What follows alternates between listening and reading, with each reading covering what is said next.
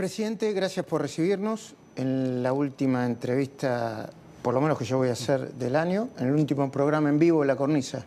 Muchísimas gracias. Gracias por permitirme estar en este programa. Bueno, tengo la pretensión de hacerle, conté 60 preguntas. Vamos a ver si llegamos con la respuesta. Trataré de ser lo más eficiente posible. Bueno, algunas son de rigurosa actualidad, otras son incómodas como corresponde. Para entrar a la actualidad, ¿va a vetar el presupuesto si no contiene la derogación de leyes que aumenten el gasto en discapacidad de universidades? ¿O prefiere que la ley salga tal como está y corregir el desequilibrio fiscal, no sé, a lo largo del año, en el tiempo, por áreas? ¿Se entiende la pregunta? A ver, lo primero que tenemos que destacar es que hemos podido sancionar el presupuesto. En la batalla del presupuesto hubo, digamos, 14 contiendas, por decirlo. 14. Claro, la primera fue lograr el quórum, y logramos el quórum. Segundo, logramos que se vote por capítulos, y después se votaron 12 capítulos, de los cuales se aprobaron 11. Por lo tanto, digamos, nosotros hoy tenemos media sanción del presupuesto. A mí eso me parece muy importante. Y hay algo que todavía es más importante, que ese presupuesto, que ya tiene media aprobación, está construido sobre la base de déficit cero. Es decir, que el superávit primario va a cubrir por lo menos el pago de intereses o más. Esto significa que, a la luz de cómo siga evolucionando el debate sobre el presupuesto, porque ahora está en el Senado, que ya tiene dictamen, que dicho sea de paso, ¿cuánto hacíamos que no veíamos esta productividad en el Congreso, no? Digo, 4 dictámenes en el Senado, ¿no? Digo, porque está lo de los glaciares, está presupuesto, reforma está laboral, modernización laboral, ¿sí? Entonces, digo, la verdad es que, digamos, estamos trabajando muy, muy bien. Entiendo que entonces la respuesta es que no lo va a vetar. Exactamente, digamos, nosotros tenemos presupuesto. Y lo que sí vamos a hacer es acomodar las partidas para cumplir con el déficit cero. Acá la política importante es el déficit cero. Lo más importante es el déficit cero. Consigue el 1,5 del PBI de superávit, como está planificado, por un lado lo va a conseguir por otro lado. Exactamente, sin subir impuestos. No es trivial la forma en la cual se consigue el superávit fiscal. A ver, nosotros, esto también, digamos, es importante mencionarlo. Hoy, digamos, salió una nota del doctor Reidel, digamos, sobre cómo en la toma de decisiones yo utilizo el marco de las opciones reales. Y lo importante que hay que entender es que hay un límite moral de qué se puede hacer y qué no se puede hacer. Para usted el límite moral es subir impuestos. Para mí... Lo que para un intendente de la provincia de Buenos Aires subir las tasas es una solución rápida, para usted es un límite moral. Es una aberración, claro. Le hago una pregunta, lo vamos a poner al revés. ¿Para usted robar está mal? Pues sí, está bien. Está mal. Está mal. Bien, exacto. Para mí también robar está mal. Los impuestos, digamos, se cobran de manera, digamos, compulsiva, digo, no son voluntarios. Dicho esto, cuando usted tiene déficit fiscal, el déficit fiscal en sí es inmoral porque usted de alguna manera lo va a financiar. Si usted lo financia con impuestos explícitos, digamos, o sea, le está metiendo la mano en el bolsillo a alguien, por decirlo de alguna manera. La segunda forma que usted lo puede hacer es engañar a la gente y hacerlo con impuestos implícitos. Una es la emisión monetaria, de generar inflación, con lo cual además tiene un impuesto extremadamente regresivo que golpea más fuerte a los más vulnerables. O sea, otra aberración. Y hay otra que es todavía más aberrante y más engañosa, que es utilizar la deuda. Porque cuando usted se endeuda, la deuda que son impuestos futuros, entonces usted la fiesta de hoy se la está cobrando las generaciones futuras. Entonces, lo primero que hay que entender es que el déficit fiscal es inmoral. Y que usted, digamos, cuando lo va a ir a financiar, está violentando, digamos, el derecho, digamos, de personas sobre su propia propiedad. Usted está alterando la propiedad. Entendí. No lo va a vetar, pero va a encontrar el Poder Ejecutivo... Vamos a buscar la forma, por todos los medios, de conseguir el déficit cero sin subir impuestos. Entiendo. Sigo con la actualidad. La Libertad Avanza el oficialismo, traicionó a Macri o al PRO al dejar a Jorge Triaca fuera de la Auditoría General de la Nación y poner a... Bueno, y decidir que estuviera un kirchnerista, alguien de la Libertad Avanza y alguien que representa a los gobernadores. Algunos dicen que a Massa. Bueno, eso de que representa a Massa, digo, vienen molestando y fastidiando con eso como un mecanismo. ¿Fue una traición a Macri, como dicen algunos? No, yo no creo que fue una traición a Macri. Mauricio Macri. Es parte, digamos, de cómo se maneja la lógica de la política y no tiene que ver, digamos, de vuelta con ningún pacto con Massa porque yo no quiero ser... Pero varios de sus colegas vienen mintiendo sistemáticamente, endosándome pactos con, digamos, con Massa, con el kirchnerismo, con Cristina, y sin embargo Cristina terminó presa en este gobierno. Digo, para tener el detalle. Que la acaban de operar de apendicitis, sí. O sea, que lo corté, supongo que no quita lo valiente, ¿no? Digamos, de vuelta, ella, digamos, un problema de salud, o sea, yo, a ver... Supongo que le deseará una mejoría. No, pero claramente, o sea, yo no tengo digamos, yo separo lo político de lo humano, o sea, y como ser humano, digamos, recuerde que nosotros es el respeto, el derecho a la vida, la libertad y la propiedad. Con lo cual hay cosas en las que yo no me meto. O sea, yo puedo tener la peor y más aberrante de las opiniones políticas, pero yo no me meto con lo humano. Entonces, digamos, que tenga una pronta recuperación. Muy bien. Más actualidad. ¿Usted cree que Chiquitapia, Tobillino y su entorno deben ser investigados y eventualmente condenados? ¿O es de los que piensa que si esto sucede nos pueden dejar afuera del Mundial? No, eso, digamos, a ver, si una persona comete un delito, digamos, tiene que pagar, primer punto. Es decir, no importa dónde esté. Acá, digamos, en Argentina, el que las hace, las paga. Esa es una regla básica de este gobierno. No importa que sea la asociación que ayudó al seleccionado. A ver, además, de vuelta, FIFA en eso es muy taxativo. Es decir, usted no se puede meter en la cuestión deportiva. Tío, pero no van a amparar gente cometiendo delitos, que es una cosa totalmente distinta.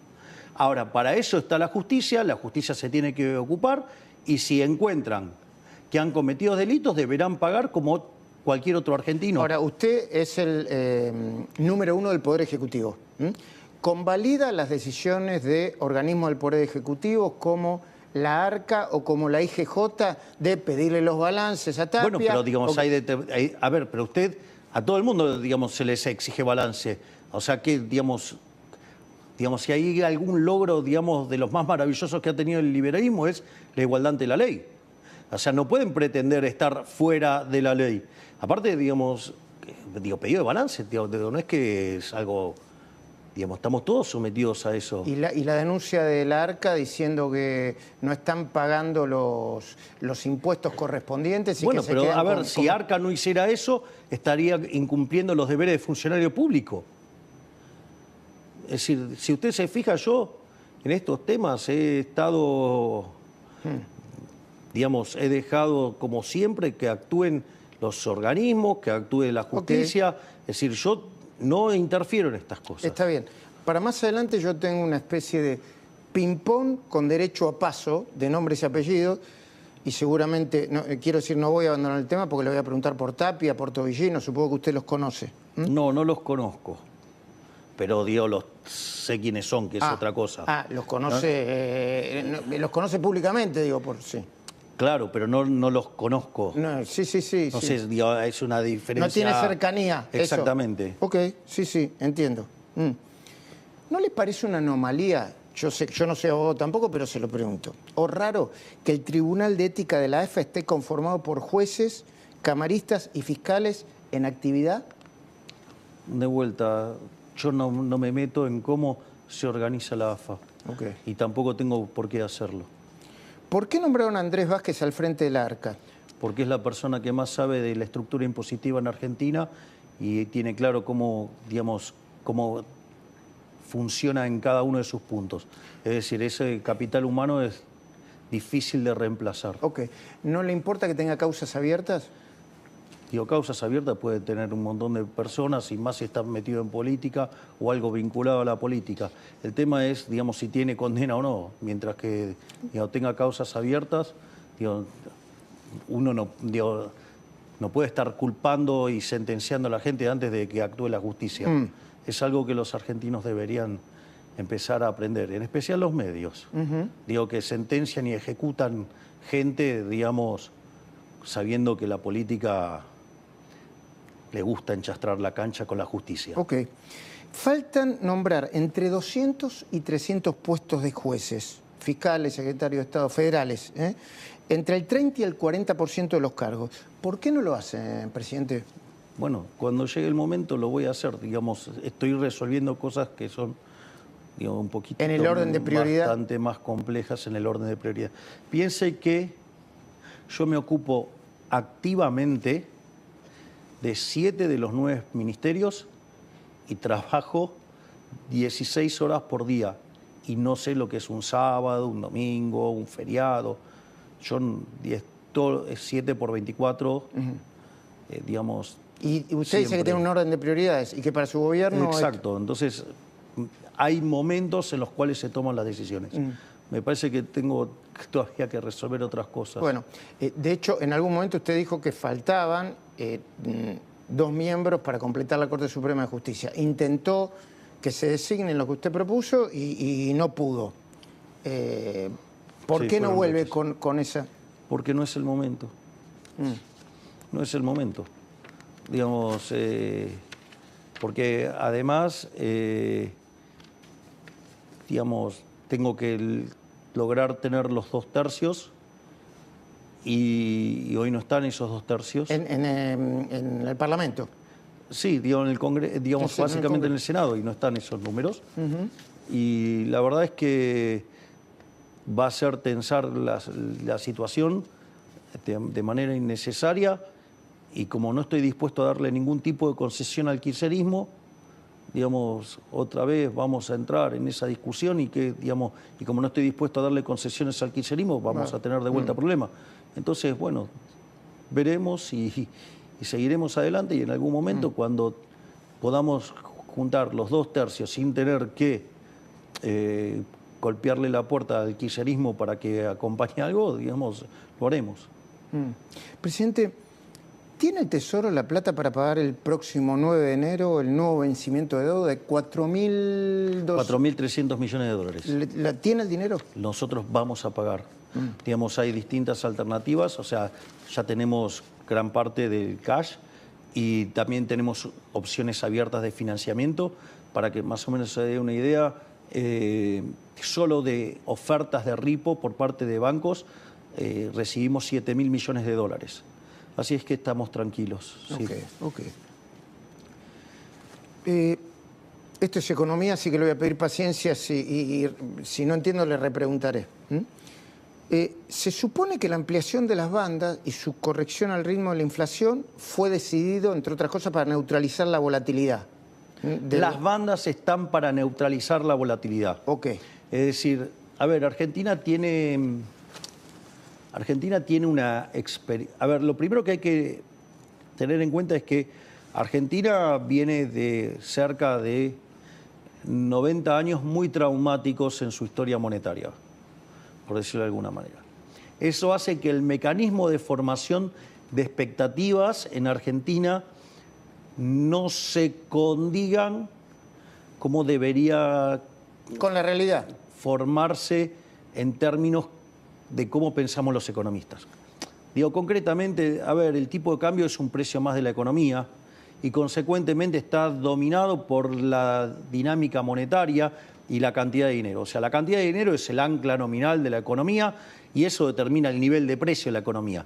Ahora, el nivel de precios es un vector de precios donde uno de esos precios es el tipo de cambio. Con lo cual, uno diría, si yo fijé la cantidad de dinero, los precios quedan anclados. Eso tiene, digamos, hay cuestiones de rezago de la política monetaria. Un estudio reciente de la Universidad de Córdoba muestra que son 26 meses. No eran ni 18 nosotros ni creíamos 24. que eran entre 18 y 24. Son 26 meses. ¿Esto qué quiere decir? Si nosotros fijamos la cantidad de dinero, logramos que fue cuando se terminó de sanear el Banco Central a mediados del 24. A los 26 meses debería haber inflación cercana a cero. Cercana a cero, claro, exacto, entre junio y agosto del año que viene. Digo, para ponerlo en esos términos. El tipo de cambio es un precio más y debería estar determinado por la lógica de la cantidad de dinero. Sin embargo, digamos, las personas no tienen por qué saber qué es el efecto Hume-Cantillon. Cosa que además le cuento, el 95% de los economistas por lo menos no lo saben. Con lo cual eso también es bastante más grave. Entonces está la idea esta de, lo habrá escuchado varias veces a varios economistas, del traspaso a precio de la devaluación y eso. La realidad es que tiene que ver con el hecho de que si a usted, no sé, se le cae la demanda de dinero y le van a comprar dólares, primero sube el dólar, después suben el precio de los transables, o sea, de los bienes que se comercializan internacionalmente, después los mayoristas, después los precios al consumidor y después, por último, los salarios. Entonces, ¿qué es lo que pasa? Cuando usted tiene una devaluación, claramente los salarios en dólares se le destruyen y la gente, digamos, se siente, digamos, como expropiada. Entonces, frente a esa forma, para que eso ocurra, tiene que pasar lo que se llama una convalidación monetaria. Se lo hago con un ejemplo. Suponga que usted tiene el bien A y el bien B. Y por algún motivo la gente ahora no quiere consumir tanto de B, quiere consumir más de A. El precio de A tiene que subir y el precio de B tiene que caer, ¿no? Sí. ¿Qué pasa? Si usted mantiene la cantidad de dinero constante, efectivamente el precio de A va a subir y el precio de B va a caer. Ahora, si usted, en lugar de mantener constante la cantidad de dinero, aumenta la cantidad de dinero, ¿qué pasa? B no sube y A sube más que proporcionalmente de lo que tenía que subir. Bueno, con el tipo de cambio pasa lo mismo. Si usted tiene un shock externo negativo, claramente el tipo de cambio tendría que subir, pero si usted mantiene fija la cantidad de dinero, lo que le va a pasar es que los otros precios tienen que caer y no tienen problema. ¿Qué es lo que pasa? Argentina, digamos, vivió 123 años con déficit fiscal.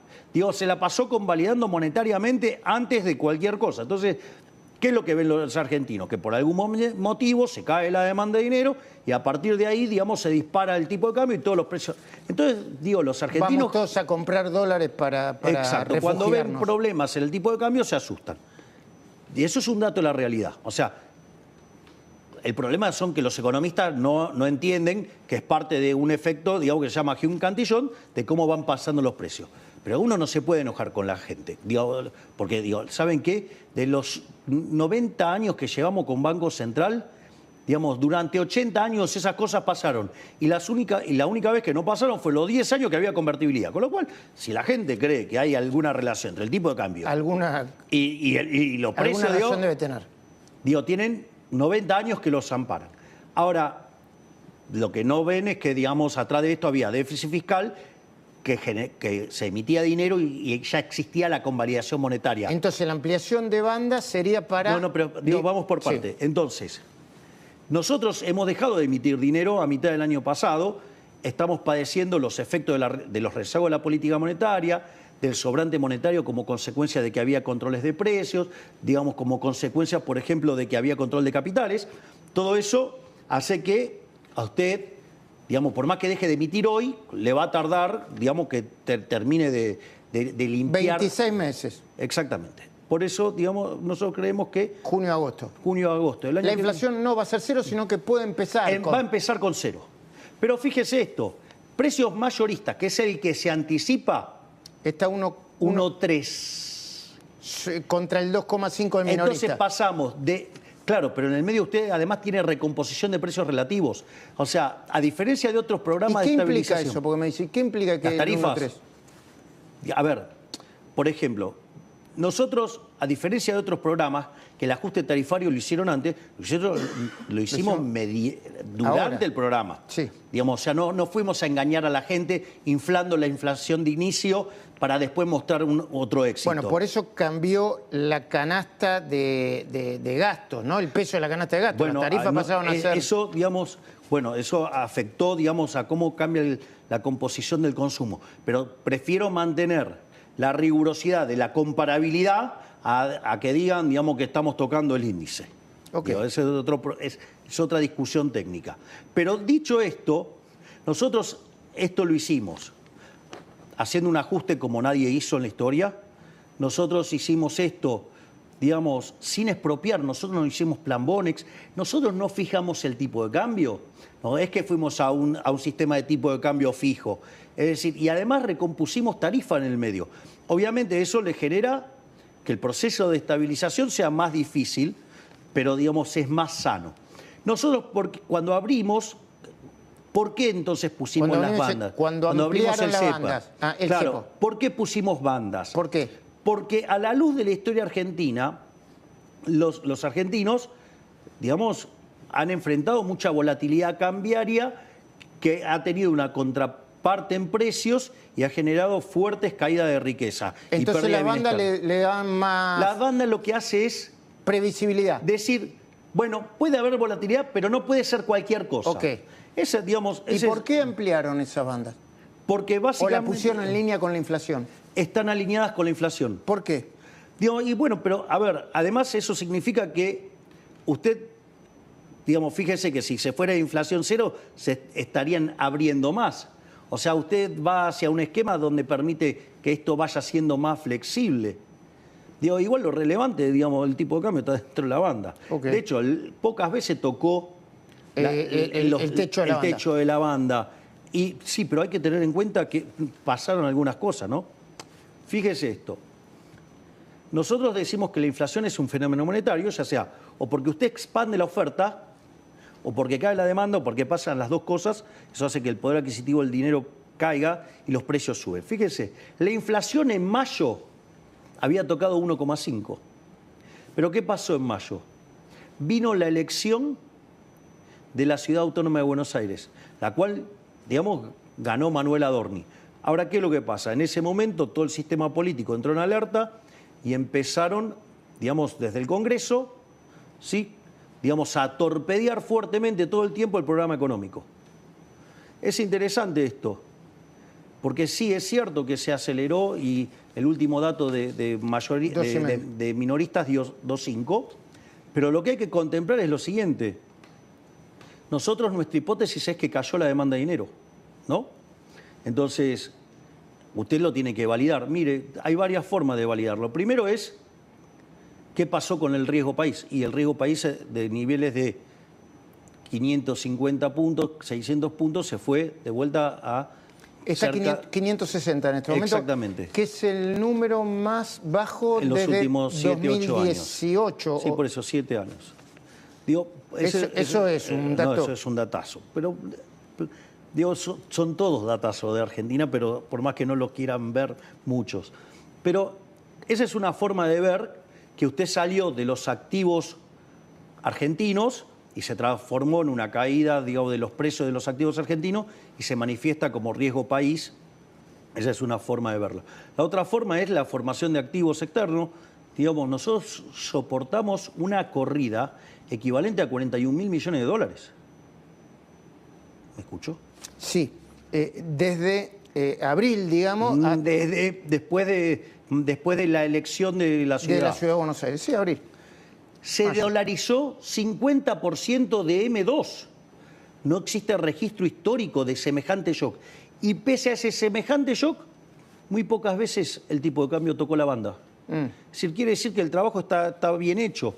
Y esto lo que hace es mantener en términos reales la banda. Ok. Digamos, o sea, para que no haya ningún tipo de conflicto. El nuevo esquema cambiario, además, apunta a acumular reservas, porque esa es una imposición del fondo, dicen algunos. A ver, voy a explicar esto también. Nosotros somos el gobierno que más dólares compró en la historia. Nosotros compramos más de 30.000 millones de dólares desde que llegamos al gobierno. Pero usaron muchos dólares sí, para pagar la deuda. Bueno, Argentina pagó 50.000 millones de dólares. Nosotros cuando llegamos... O sea, son el gobierno que más reserva acumuló... que más compró, que más deuda pagó. Y que más deuda pagó. Nosotros cuando llegamos, la deuda consolidada entre el Tesoro y el Banco Central eran 500.000 millones de dólares. Hoy son 450.000 millones de dólares. ¿Con qué cree que lo pagamos? Con dólares. ¿Y a usted qué les parece? Con reservas. Y compramos y con eso pagábamos una parte. Eso es, digamos, por un lado. Ahora, ¿qué es lo que pasa? Porque es muy interesante, porque entonces ahora nosotros decimos que vamos a acumular reservas. Y lo vamos a hacer contra demanda de dinero. ¿Por qué?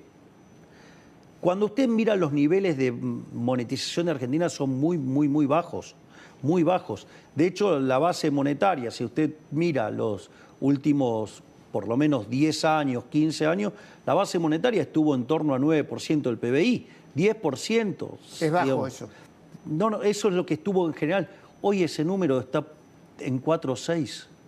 ¿Y qué significa eso para lo que nos están viendo? Ese es el dinero, digamos, que ha emitido el Banco Central. O sea, que prácticamente no emitió. Es que es muy poca la cantidad de dinero en Argentina. Mire, para que se dé una idea del bajo nivel de monetización que tiene la economía argentina. Los pasivos del Banco Central, digamos, desde que pierde las pasos Macri, que habían llegado a 120.000 millones de dólares y después empiezan a caer fuertemente, en el último tramo del gobierno anterior oscilaban entre 35.000 y 45.000 millones de dólares. ¿Y por qué me cuenta esto? Hágame entender. Claro, porque hoy usted puede... El número de pasivos monetarios es un poco menos de 35.000 millones de dólares. Pero si usted limpia el efecto de que nosotros subimos los encajes durante el ataque especulativo, ¿sí? Digo, porque básicamente era una manera de generar demanda de dinero por parte de los bancos y frenar el ataque especulativo que estábamos teniendo, cuando usted mira ese número, estamos en torno a 27.000 o 28.000 millones de dólares. El nivel de monetización de la economía es muy bajo. ¿Y eso es un dato positivo? Sí, pero no, es que es muy baja la cantidad de dinero. Eso quiere decir que usted tiene que remonetizar la economía. Entonces, si la economía, digamos, sigue manteniendo los niveles de monetización actual y crece 5%, vamos a tener que comprar 10.000 millones de dólares para mantener la cantidad de dinero constante en términos de PBI. Va a tener que acumular reservas. Exacto. O sea, compramos contra demanda de dinero. Entiendo. Es más, entonces, esto es importante. Si nosotros crecemos al 5%, digamos, como se prevé en el presupuesto. ¿Esto es lo que usted cree que va a crecer el 5%? Es lo que está, digamos, el consenso sobre lo que va a ocurrir. ¿Usted cree que va a ser un poquitito más? Yo, digamos, no hago pronóstico. Lo que digo es que en ese contexto, si se mantiene la base monetaria en términos de PBI, vamos a tener que comprar 10.000 millones de dólares. Sí. No solo eso, pero este nivel de monetización es escandalosamente bajo.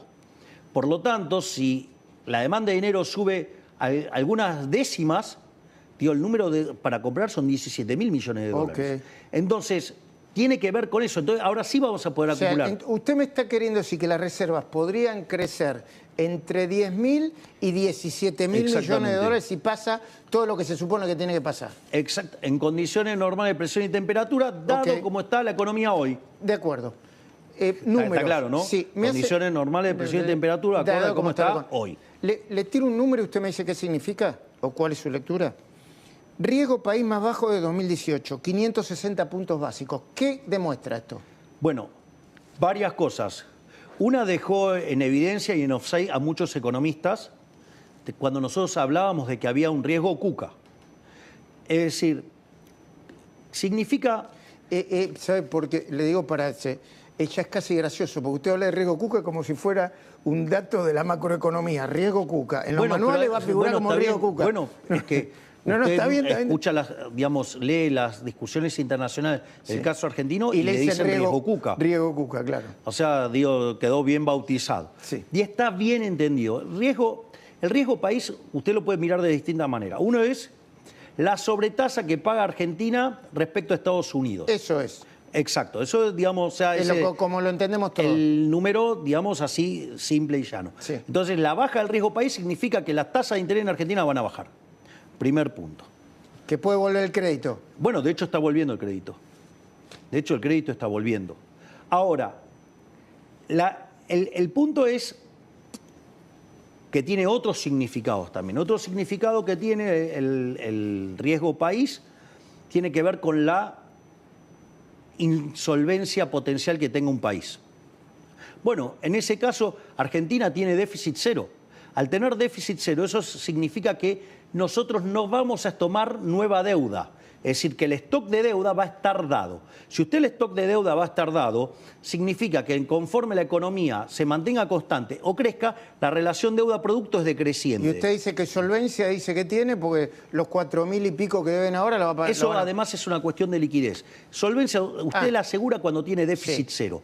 Con déficit cero significa que la relación deuda-producto es no creciente. Y consecuentemente usted es solvente intertemporalmente. Usted va a poder pagar su deuda.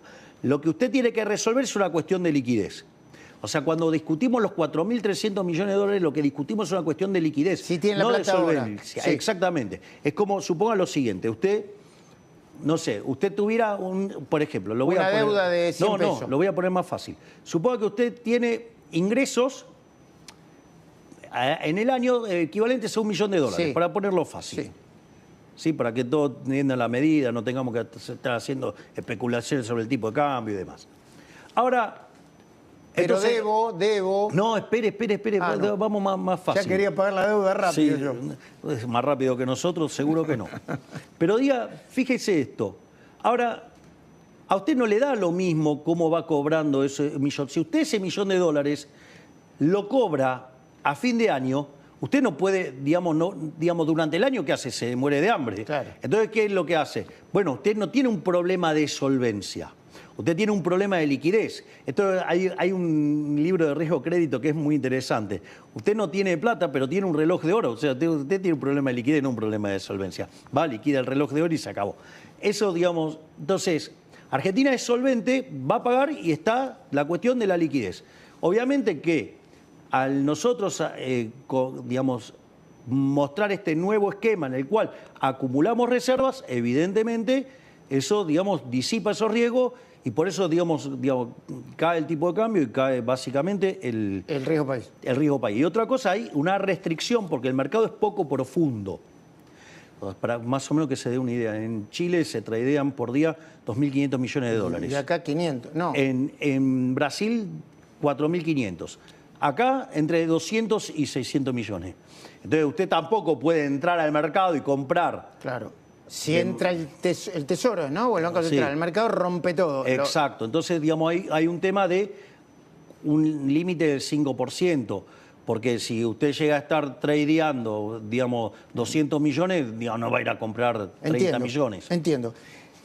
La pobreza es el número más bajo de hace muchos años, 27,5. Es un logro espectacular. ¿Y cómo lo explica? Porque por un lado la gente dice, bueno, hay restricción del consumo, se consume cada vez menos. A ver, se consume cada vez menos y estamos en máximos históricos de consumo.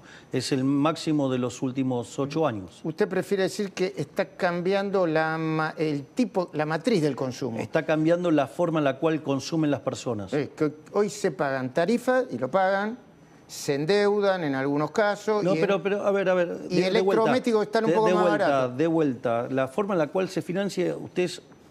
Que no confunda. Claro, no nos confundamos. Diga que yo estoy confundido, no hay problema. Pero de vuelta, si van a seguir haciendo los análisis sobre canales de venta que fueron modificándose, a ver, ¿por qué no se fijan, digamos, cómo evoluciona el comercio digital? ¿Por qué no miran los balances de Mercado Libre a ver cómo está funcionando el consumo? Entonces, me parece que es no entender que la economía ha cambiado, la forma en la cual las personas consumen cambiaron y que algunos indicadores que se usaban ahora dejaron de ser relevantes y juegan otros indicadores. Ok. Pero dicho sea de paso, usted se da cuenta, ¿no? 27,5% de la pobreza. Cuando nosotros llegamos y sinceramos la economía, en la frecuencia mensual saltó a 57%.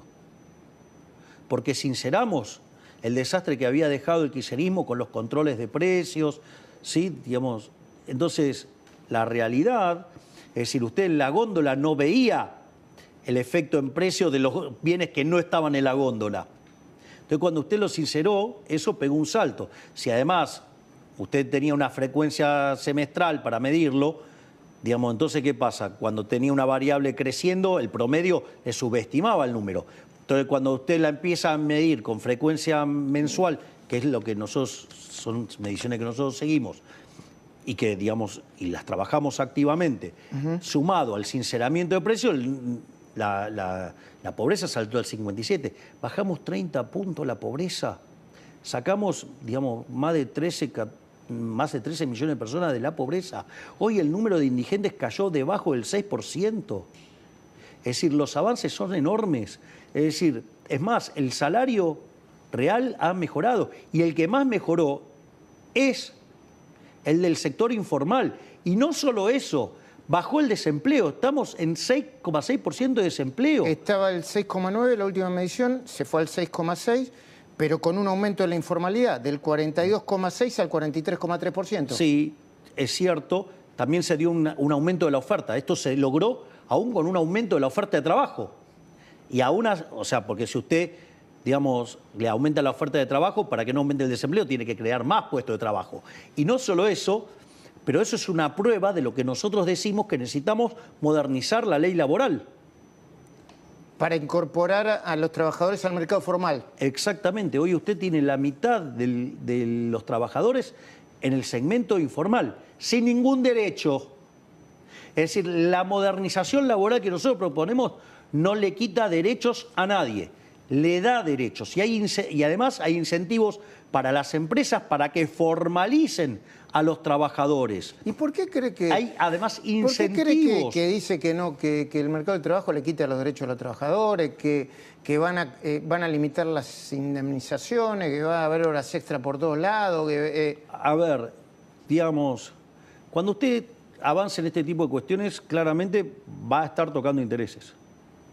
Uno de los grandes problemas que tiene Argentina son las indemnizaciones, que están absolutamente desatinadas. La presunta, para que no me hagan juicio, mafia del fuero laboral. Bueno, entonces, ¿qué es lo que pasa? Una de las cosas que nosotros estamos haciendo es los honorarios de los abogados no van a ser proporcionales a las demandas. Que no estén atados a las demandas que ellos mismos fijan. Exactamente. Entonces, usted ahí, digamos, porque la indemnización sigue siendo la misma, sigue siendo un mes por cada año de trabajo. Es más, si usted trabajó más de 4 meses, digamos, ya le corresponde un año también. O sea, que no es que cambió eso permanece igual. Pero sí lo que cambia es los abusos que se cometían desde el Poder Judicial contra las empresas y que el efecto ¿cuál era? Que usted, digamos, tenía un juicio laboral y perdía la empresa. Claro. Entonces, lo que se hace es se corrige esto, además se bajan, digamos, las cargas patronales, además, no solo eso, sino que se crea un incentivo, por ejemplo, para que haya reducción de impuestos y, por ejemplo, digamos, devolución anticipada. Va a bajar ganancias, ¿no? Claro, y devolución anticipada de IVA. Eso es importante para los efectos de la caja, es tremendo. Entonces, eso lo que hace es... Entonces, lo que nosotros estamos apuntando es que se formalicen los trabajadores y que además haya más puestos de trabajo y con mejores salarios.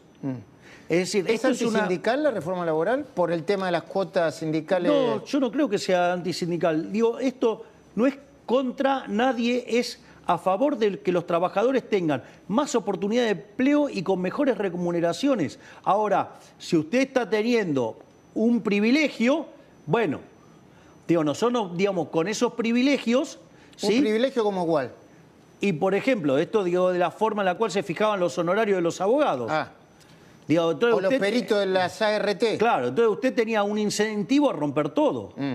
Entonces, fíjese que cuando usted apareció en la CRT, la cantidad de accidentes cayó un 90%. ¿Y por qué? Porque se había terminado, digamos, una maniobra fraudulenta que ¿a quién termina perjudicando eso? Al trabajador, supongo. Al trabajador. Entonces, esto es en favor de los trabajadores.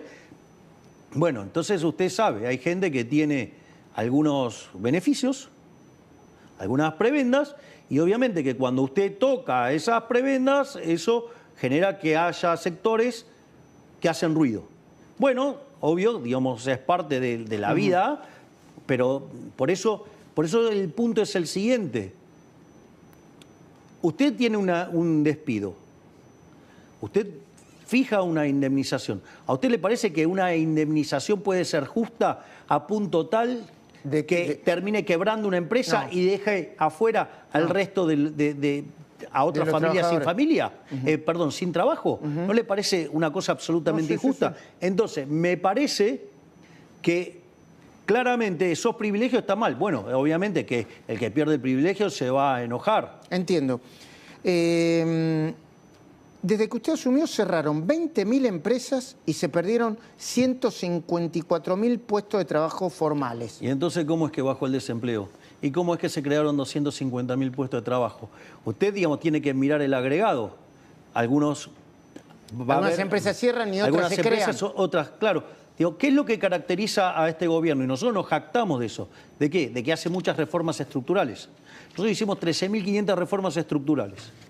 Digo, no existe registro histórico en el mundo de algo así, de semejante tamaño de reforma. Ahora, cuando usted hace eso, ¿qué cree que pasa? Y la estructura de precios relativos cambia. Si la estructura de precios relativos está cambiando, la asignación de recursos, digamos, asociada a ello, cambia. Y cuando pasa eso, usted va a estar creando puestos de trabajo en un lado y va a estar destruyendo puestos de trabajo en otro. Va a crear empresas en un lado y se van a destruir en el otro. En el neto, ¿qué pasa? Estamos mejor. Digo, ¿por qué? Porque la tasa de desempleo bajó. El PBI está en su máximo histórico. Usted lo que me está diciendo en el fondo es lo que dice el profe de Pablo, que siempre lo que pasa con la economía, el crecimiento, es heterogéneo. Es heterogéneo. Y que hay algunos sectores que le va mejor y otro peor. Claro, lo que pasa es que hay muchos economistas de una formación profesional muy precaria que hacen macro pre-1968, con un solo bien, con un solo periodo. Con todo respeto, presidente, está con un nivel de elegancia y sin adjetivación comparado con el del año pasado que parece otra persona. Pero continúe, por favor. No, lo importante es que se me entienda. No, se entiende perfectamente. Entonces, usted tiene economistas que creen en una economía de un solo periodo, con un solo bien, con un solo consumidor. Es muy precario. No es muy profesional. Entiendo. No, bueno, era la economía que se hacía hace muchísimos años. Hay algunos que evolucionaron, que ¿vio la discusión esa entre la micro y la macro? Sí. Bueno, es una micro, esa discusión... Es del 70, ¿no? 70 y pico. Exacto, es precámbrica, por decirlo de alguna manera. Es pre-1968. En realidad, la macro bien hecha, que es lo que se llama equilibrio general. Contiene la micro. Contiene la micro. La macro es la suma de la micro.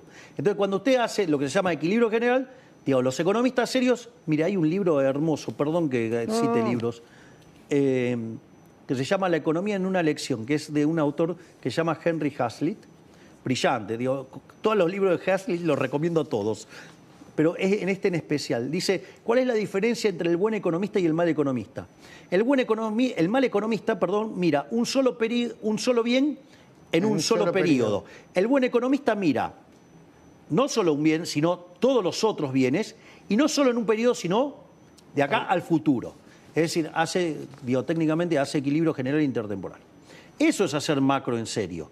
Entonces, si usted tiene un cambio en la composición, en la matriz de la economía, por el motivo que usted quiera, sí, usted va a tener que tener reasignación de recursos. Okay. Entonces, está claro que a un sector le va a ir mejor, a otro le va a ir... Es parte de la vida. Ahora, si usted quiere, si no, en pos de cuidar al sector de carretas, sigamos haciendo carreta y pongámosle impuestos a lo que consumen auto.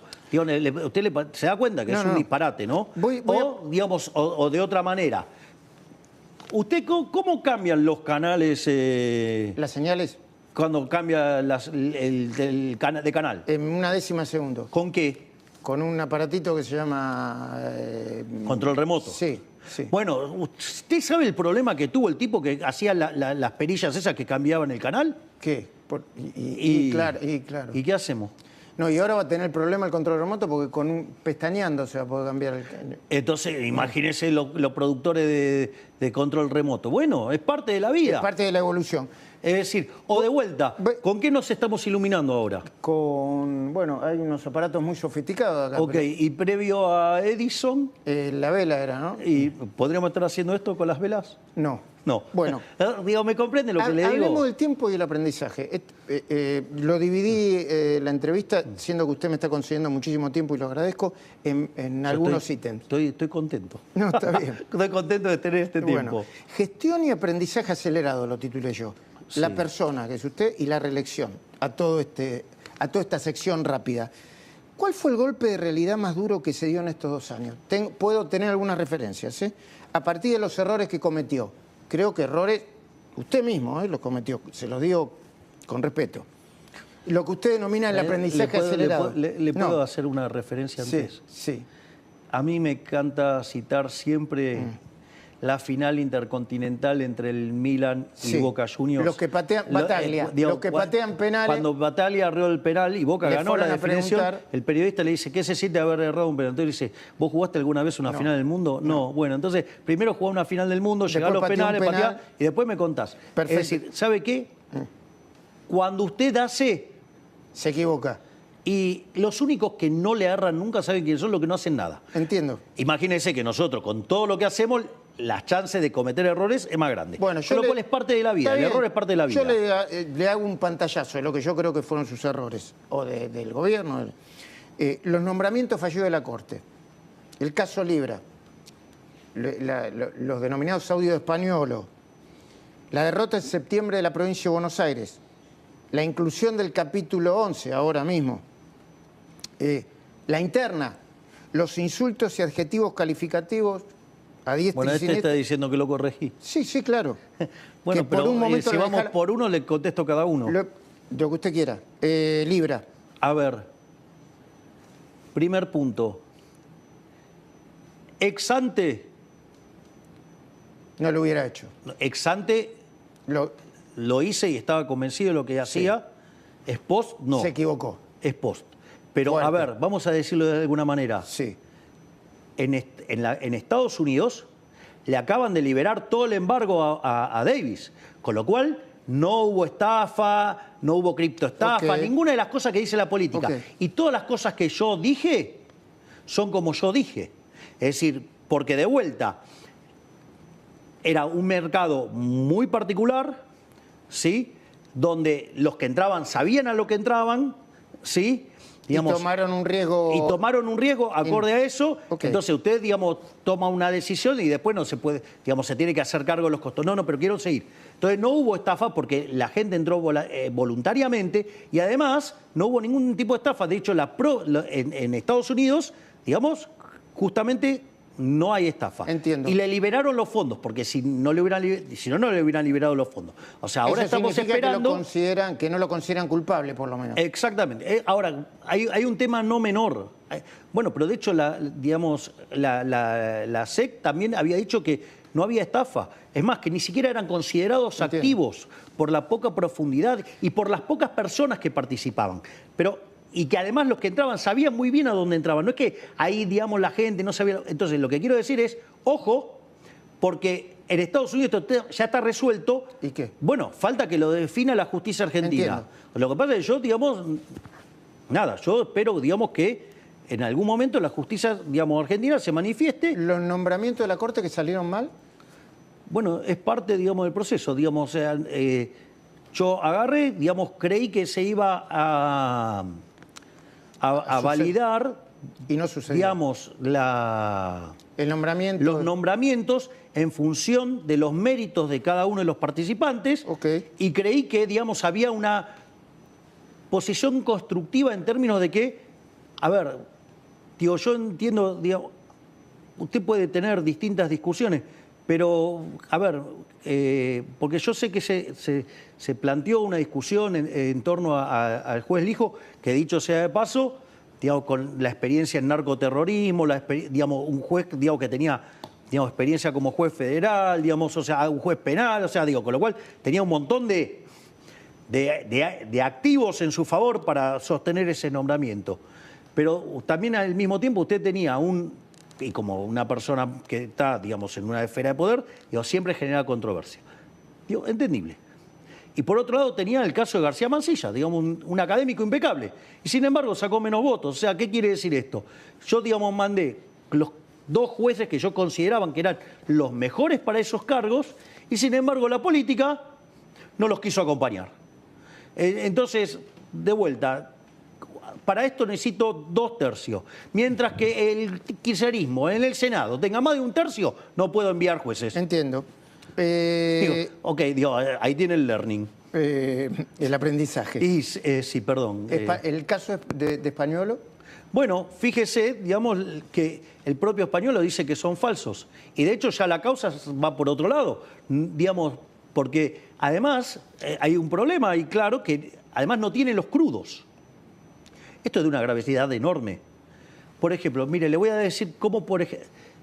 Entiendo lo que dice, ¿eh? No, sí, pero usted lo entiende, pero digamos, si me permite, se lo voy a explicar al público. Por supuesto. A ver, usted, digamos, yo le voy a hacer una pregunta. ¿Cuál es mi ideología? Anarco-libertario. Bueno, por eso, pero está claro que soy liberal-libertario, ¿no? Sí. O sea, no hay duda. Le hago otra pregunta. ¿Qué chances hay de que yo haga un discurso en favor del comunismo? No. Cero. Más bien que no. Sin embargo, en algún momento, a título de cargada, circulaba un video donde yo hacía un discurso a favor del comunismo. Le quitaron y le agregaron lo necesario. Cortaban y pegaban pedacitos y armaron eso. Imagínense hoy con inteligencia artificial directamente. Yo he estado viendo, por ejemplo, creo que...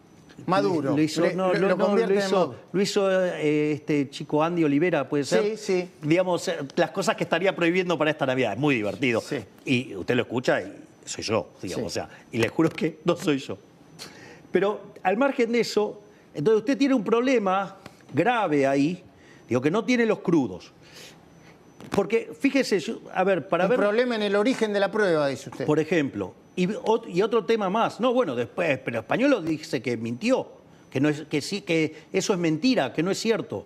Entonces, dicho esto, que es interesante, igual yo aviso que lo miro por lo que va saliendo en los medios. Sí. O sea, entonces, fíjese, esto es muy interesante. Por ejemplo, usted podría encontrar una definición donde el Papa diga Dios no existe.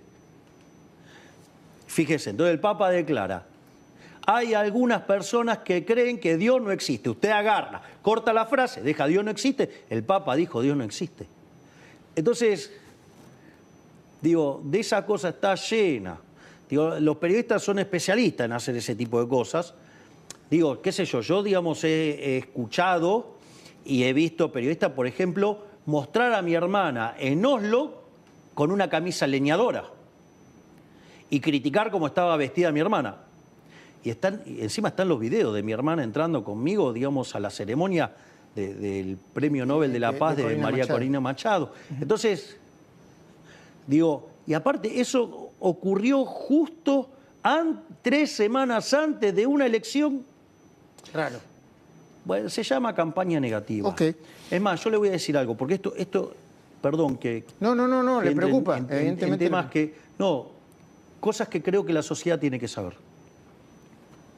Antes usted podía hacer una campaña negativa y, digamos, eso está medido, usted lo hace 3 semanas antes, pasó tal cual, 3 semanas antes, entonces eso genera un impacto.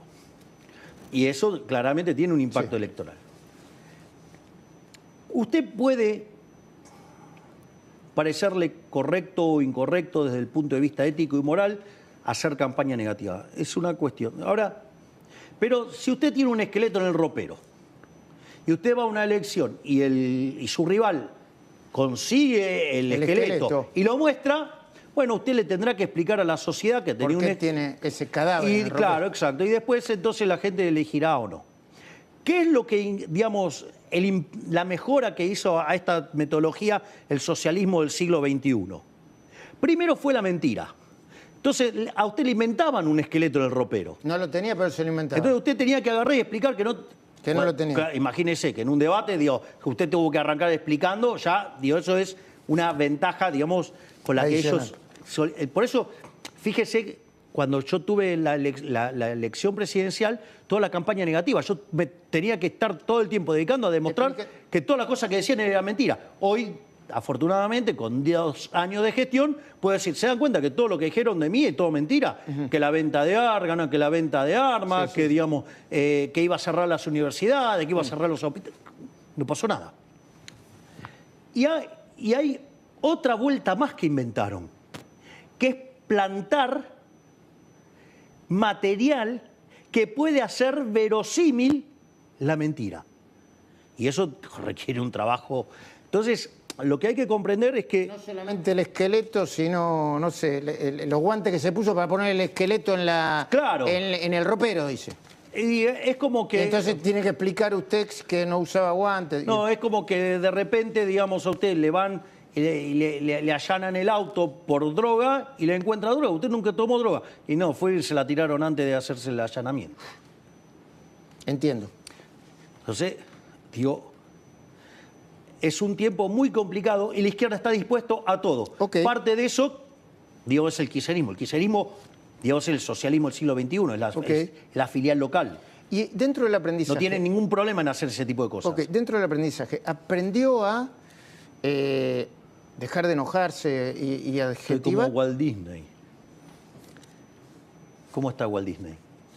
Congelado. No se calienta más. Bueno, es un manche. A ver, un día conversando sobre la vida, una persona de su confianza me dijo que usted estaba aprendiendo a poner en caja su ego. Sí. Poner en caja el ego, ¿qué significa esto? ¿Es cierto eso? Sí, sí, eso yo, digamos, eso lo... ¿Usted está aprendiendo a poner en caja su ego? Eso es un trabajo que yo vengo haciendo desde hace mucho tiempo. Usted tiene que saber que la vida es como una rueda. Usted le puede tocar estar arriba y también le puede tocar abajo. Entonces... Es mortal. Digamos, no se suba arriba del pony porque el día que se cae la va a pasar mal. 1. 2. Lo habrá sentido con la derrota de septiembre eso. Y bueno, yo hice varias correcciones. Fíjese que a partir de ese momento que yo solamente me involucraba en la gestión, pasé a involucrarme activamente en la política. Digo, no es un tema menor. No solo eso, esto también es un estabilizador automático muy importante.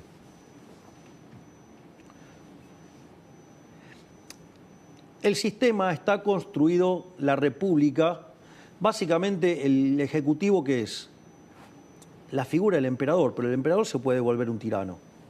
Usted tiene, en el Congreso es la idea de la aristocracia, pero se puede convertir, digamos, en demagogos, ¿no? Digamos.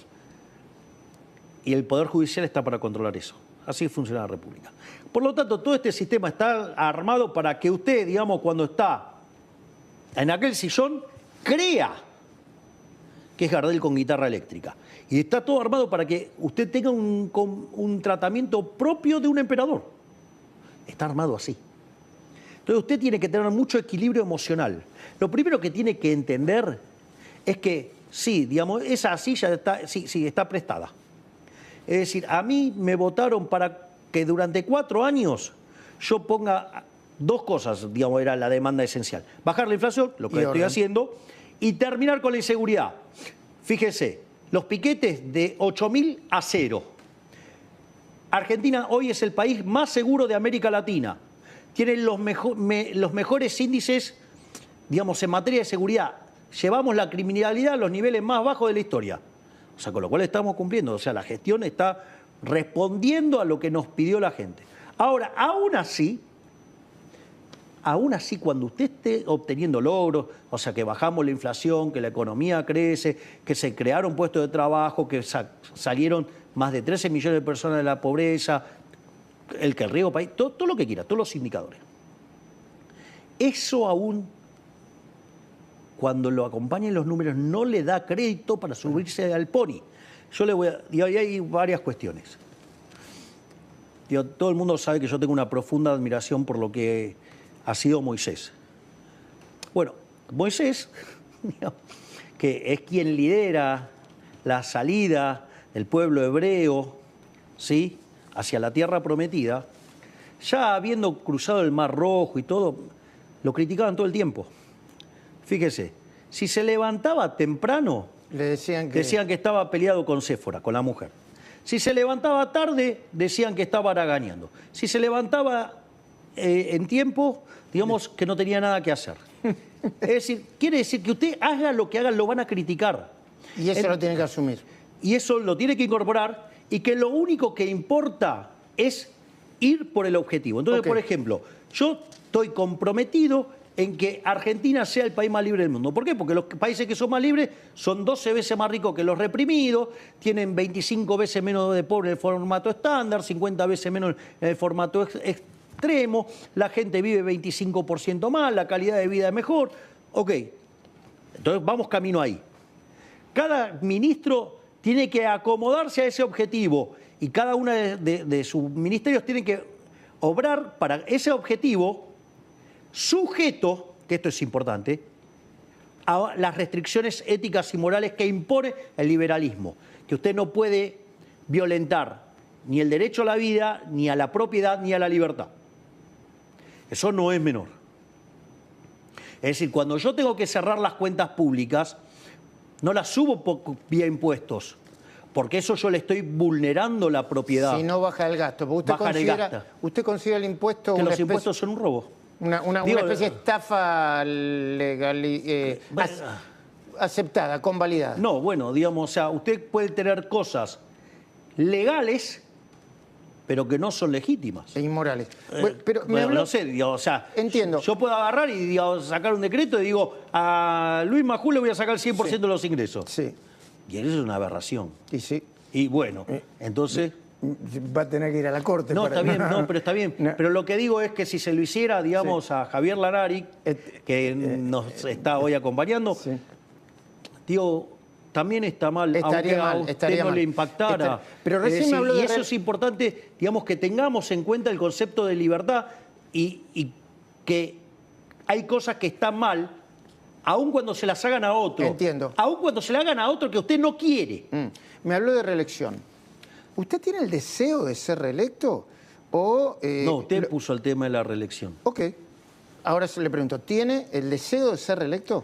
A ver, a mí los argentinos, bajo el formato institucional en el cual yo fui elegido, que esto es importantísimo, porque he escuchado algunos rumores,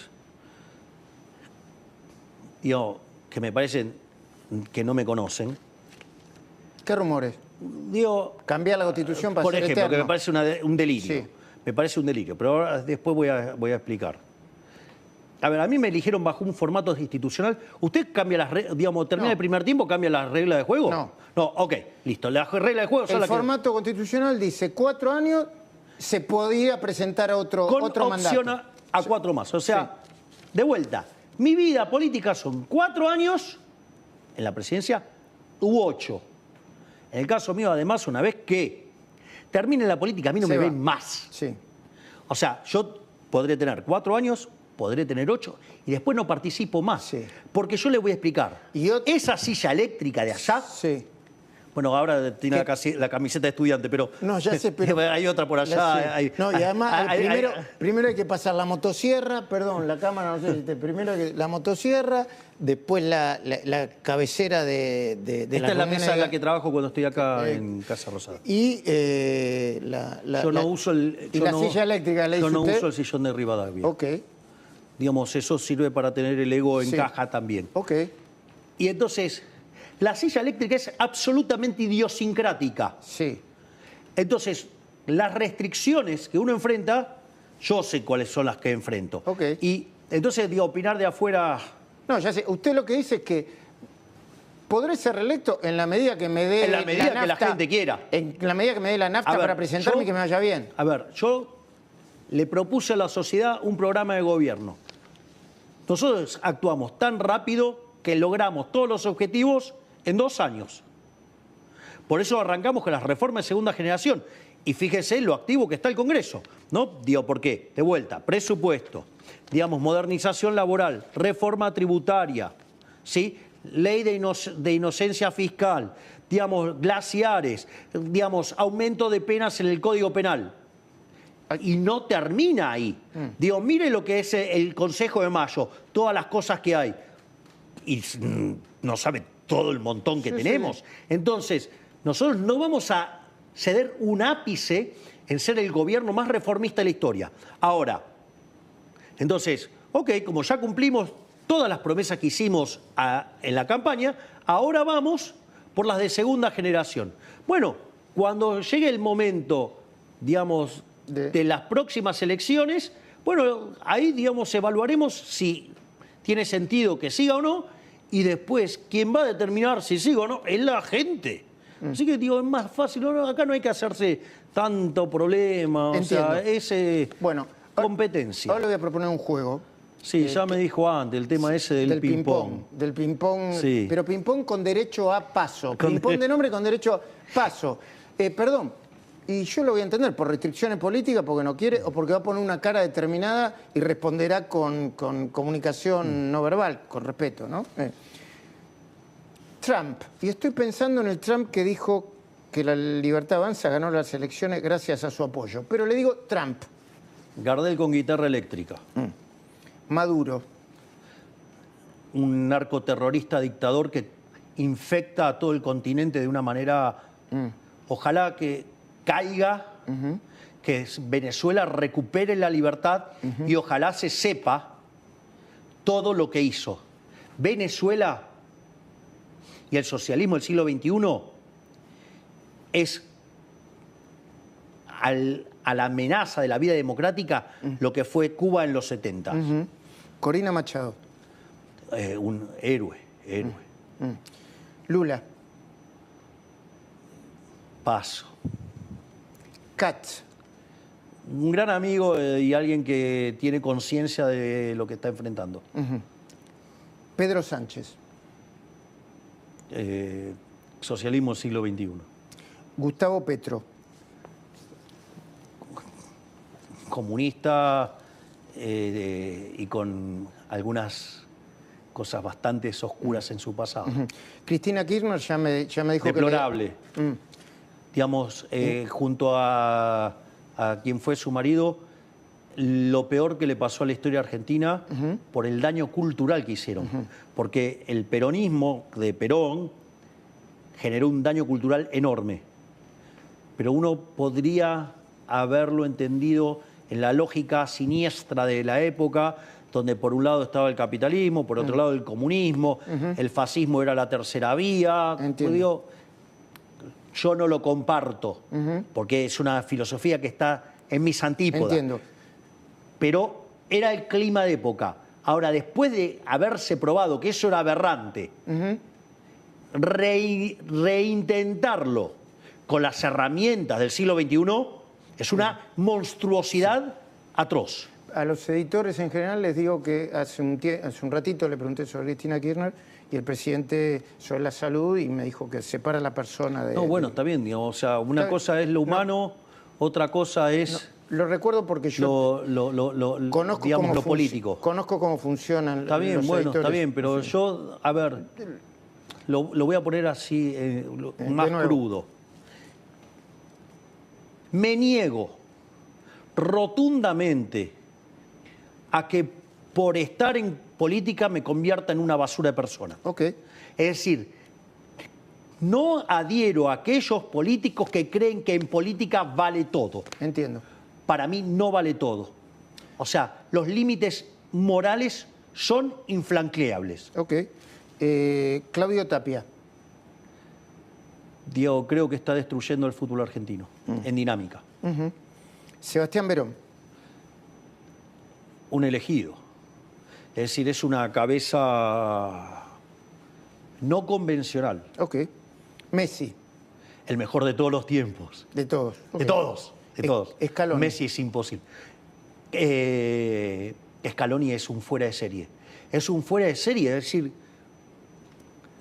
¿sabe lo difícil que es gestionar egos? Sí.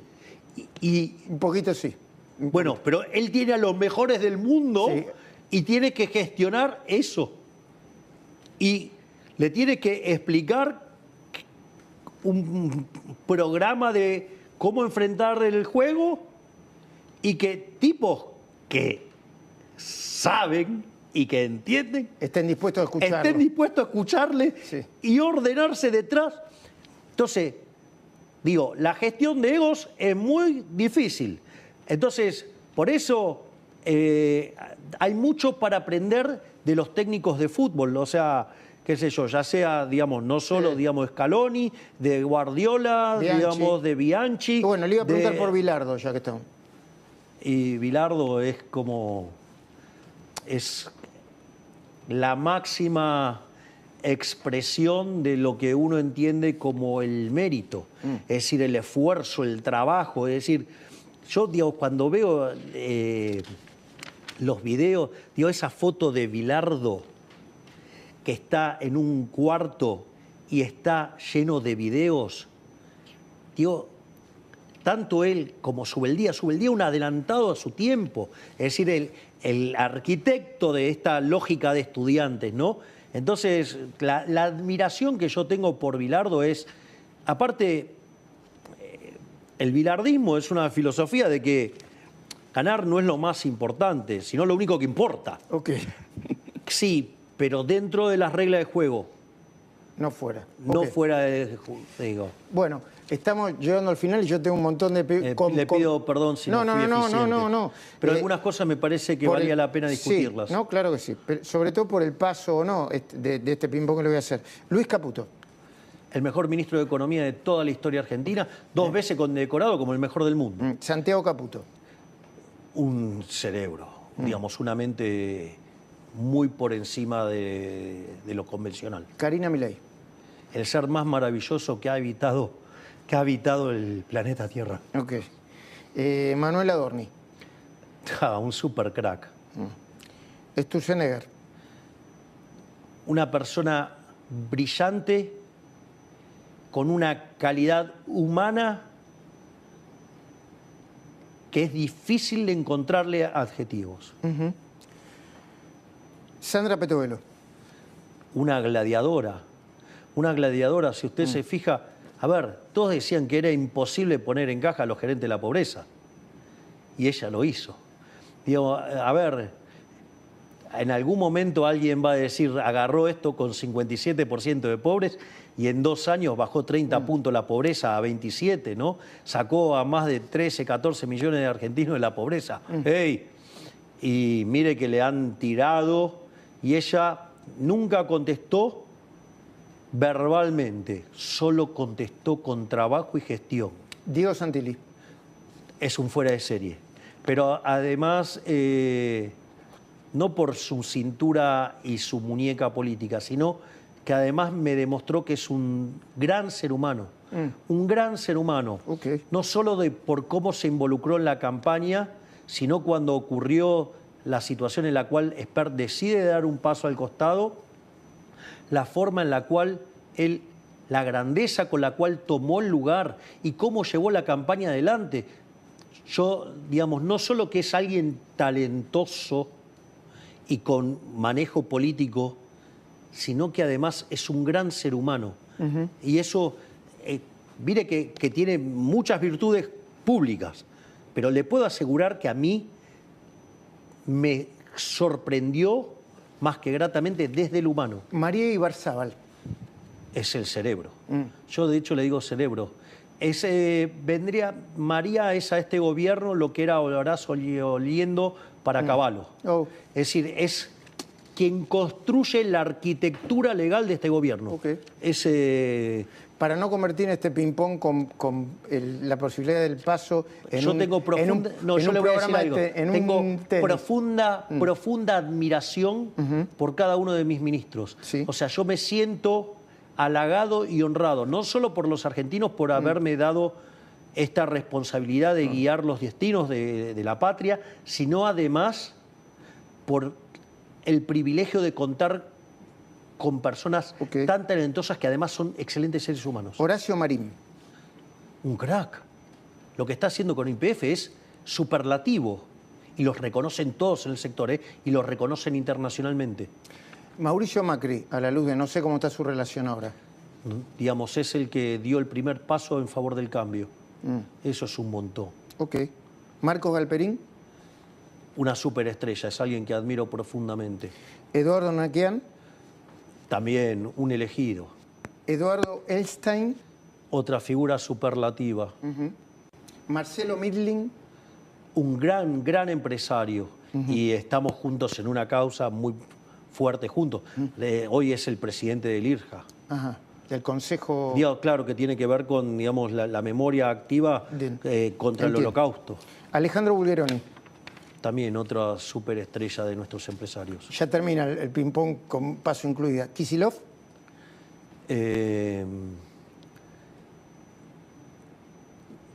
No quiero ofender a los asnos y a los simios. Tendría una categoría bastante más abajo. Bueno. ¿Grabois? Me parece deplorable Grabois porque además es un profundo hipócrita. O sea, él no tiene ningún problema de mentir y ensuciar. Bueno, digamos, es la característica del kirchnerista.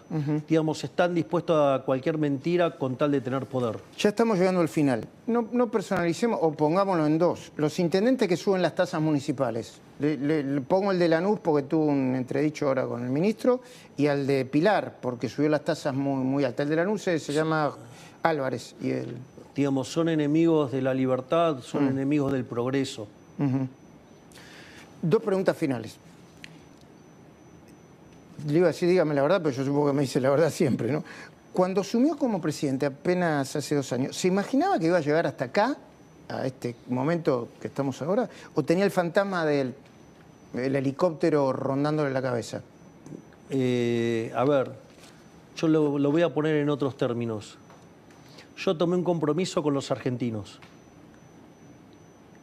Y en función de eso iba a hacer todo lo que estuviera a mi alcance dentro del conjunto de herramientas permitidas dentro de mi filosofía liberal, libertaria, y iba a llevar eso adelante, aunque eso implicara que me sacaran de acá con los pies para adelante. O sea que la preocupación del helicóptero no la tenía. No, a mí lo único que ocupa mi tiempo es cómo yo le hago delivery a los argentinos, cómo, digamos, cumplo mis promesas de campaña y cómo, digamos, le estamos llevando los resultados. Fíjese esto, The Economist tenía que elegir la economía del 2025. La Argentina y quedó entre Argentina y Siria. Se inclinó por Siria por lo político, pero por lo económico ganamos nosotros. O sea, hoy el caso argentino es estudiado en todo el mundo. Entiendo. Entonces, a veces es muy difícil tomar conciencia histórica de lo que uno está haciendo. Afortunadamente, yo estoy rodeado de personas muy talentosas que son los grandes arquitectos de este milagro. Yo solamente soy el que fija el norte. Ya pasaron 2 años. ¿Cómo imaginan los próximos 2 años? Una síntesis, dígame, si no vamos a tardar 2 años más. A ver, es el momento... A ver, hemos pasado el momento bisagra. Ahora es el momento de empezar a construir la Argentina grande nuevamente. Veníamos de 100 años de decadencia. Digo, hubo oscilaciones. Nosotros logramos quebrar esa tendencia decadente y empezamos el momento de crecer. Hoy, digamos, en base a la estabilidad macroeconómica, en base al orden y la seguridad, estamos en condiciones de abrir el proceso de crecimiento, que tiene 3 motores fundamentales. Uno es el de la desregulación, lo que yo llamo el Ministerio de los Rendimientos Crecientes, es decir, que es la tarea de Sturzenegger, es desregular, desregular, desregular. Fíjese que desregular es devolverle libertad a la gente, es poner a los emprendedores, digamos, a la cabeza de este proceso de creación de riqueza. Capital humano, porque usted, digamos, ese progreso tecnológico tiene que tener las personas que lo puedan llevar adelante. Y después la apertura. Y en eso creo que se ve bien claro. 13.500 desregulaciones, bajar 30 puntos la pobreza, toda una reforma educativa que está en el Consejo de Mayo se ve.